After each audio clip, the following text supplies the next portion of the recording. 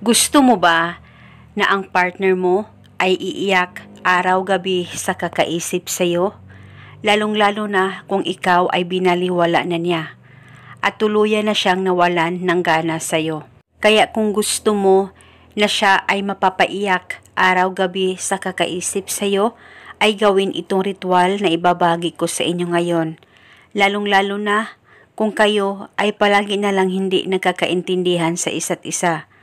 At ito ay isang gabay para mas lalong mapatibay at mas lalong maganda ang takbo ng relasyon ninyong dalawa ng partner mo. Basta gawin ito na buo ang loob at tiwala mo. Ang gagawin mo lamang, kumuha ka ng panulat at isulat sa palad mo ang pangalan at apelido niya ng 3 beses. Dapat alam mo ang tunay na pangalan niya. At pagkatapos, maglagay ka lamang sa palad mo na may nakasulat na pangalan niya ng kaunting asin.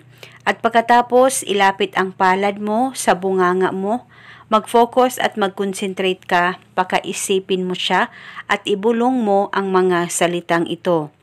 Pangalan at apelido, sa kapangyarihan nitong asin, ikaw ay iiyak araw-gabi sa kakaisip sa akin.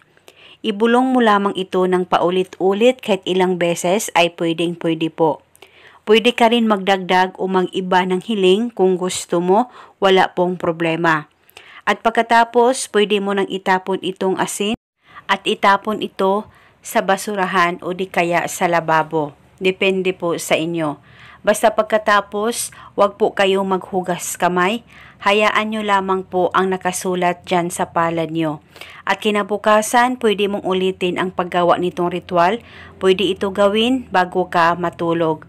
At paniguradong siya ay iiyak araw-gabi sa kakaisip sa'yo. At kung okay na kayong dalawa ng partner mo, ay pwede mo nang ihinto itong ritual. At eto muna sa ngayon, maraming salamat po sa panunood. May God bless us all.